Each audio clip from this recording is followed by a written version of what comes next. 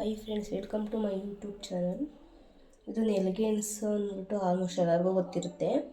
So ಇದನ್ನು first ನೀರಲ್ಲಿ ತೊಳೆದಿಟ್ಕೊಂಡು ಆಮೇಲೆ ಸಿಪ್ಪೆ ತೆಗೆದು ಬೀಸ್ಕೋಬೇಕಾಗುತ್ತೆ. ಸೊ ಇವಾಗ ಫಸ್ಟ್ ಟೈಮ್ ತೊಳ್ಕೊಳ್ಳೋಣ. ಫಸ್ಟು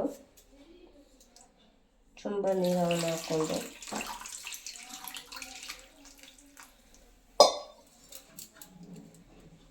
ನೀಟಾಗಿ ತೊಳೆದಿಟ್ಕೋಬೇಕು. ಏಕೆಂದರೆ ತುಂಬ ಮಣ್ಣೆಲ್ಲ ಇರುತ್ತಲ್ಲ, ಅದಕ್ಕೋಸ್ಕರ ತೊಳೆದಿಟ್ಕೋಬೇಕಾಗುತ್ತೆ.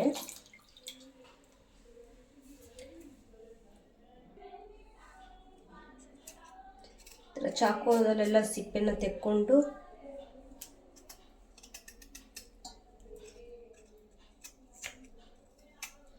ನೀಟಾಗಿ ಎತ್ಕೋಬೇಕು.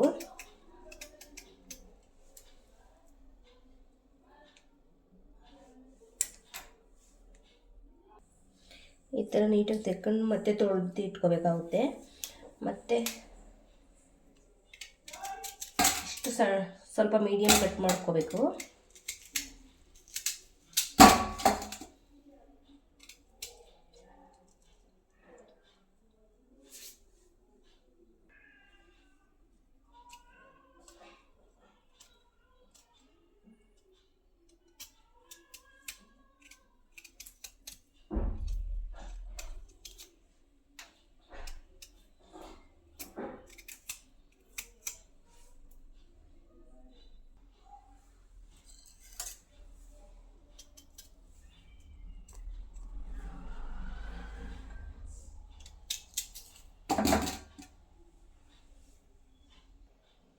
ಮತ್ತೆ ತೊಳ್ಕೊಂಡು ಒಂದು ಪಾತ್ರೆಯಲ್ಲಿ ಬೇಯಿಸ್ಕೋಬೇಕಾಗುತ್ತೆ.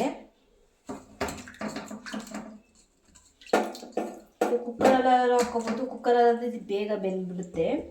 ಆದರೆ ನಾನು ಪಾತ್ರೆಯನ್ನು ತೊಗೊಂಡಿದ್ದೀನಿ. ಪಾತ್ರೆಯಲ್ಲಾದರೆ ಮೀಡಿಯಮ್ಮಾಗಿ ಬೇಯಿಸ್ಕೋಬೋದು. ಸೊ ಹಂಗಾಗಿ ನಾನು ಪಾತ್ರೆನ ತೆಕ್ಕೊಂಡಿದ್ದೀನಿ.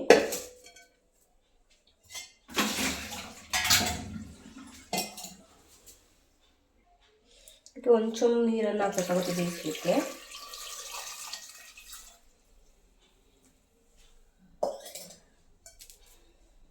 ಗ್ಯಾಸ್ ಸ್ಟವನ್ನು ಅಂಟಿಸ್ಕೋಬೇಕಾಗುತ್ತೆ.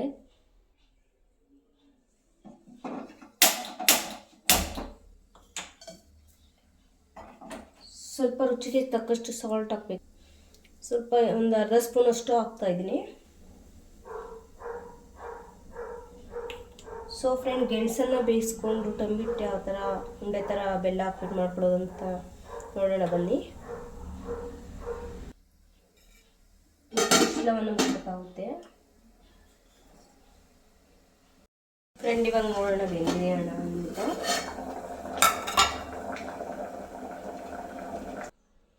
ಫಸ್ಟ್ ಹಾರ್ಕೋಬೇಕಾಗುತ್ತೆ.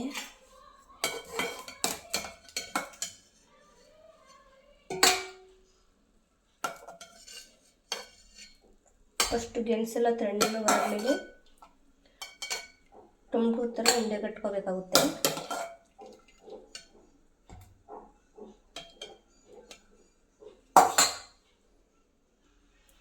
ಗೆಣಸು ತಣ್ಣಗಾಗೋ ಅಷ್ಟೊತ್ತಿಗೆ ಮತ್ತು ಬೆಲ್ಲ ಎಲ್ಲ ಪುಡಿ ಮಾಡಿ ಇಟ್ಕೊಂಡಿದ್ದೀನಿ. ಬೆಲ್ಲ ಮತ್ತು ಏಲಕ್ಕಿ ಪುಡಿ ಮಾಡಿ ಇಟ್ಕೊಳ್ಬೇಕು. ಇದನ್ನ ಗೆಣಸಿಗೆ ಸೇರಿಸಿ ಉಂಡೆ ಮಾಡ್ಕೋಬೇಕಾಗುತ್ತೆ. ತುಂಬ ಟೇಸ್ಟಿ. ಸ್ಪೂನಲ್ಲಿ ಈ ಥರ ಎಲ್ಲ ಕಲಿಸ್ಬೇಕಾಗುತ್ತೆ.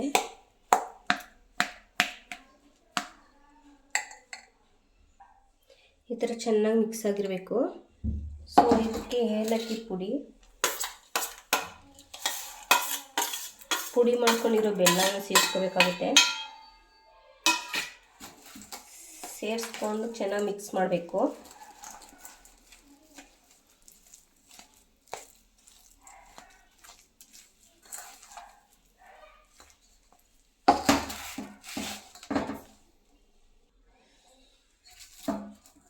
ಈ ಥರ ಸಣ್ಣ ಸಣ್ಣದಾಗೆ ಮೀಡಿಯಮ್ ಸೈಜ್ ಉಂಡೆ ಕಟ್ಕೊಂಡು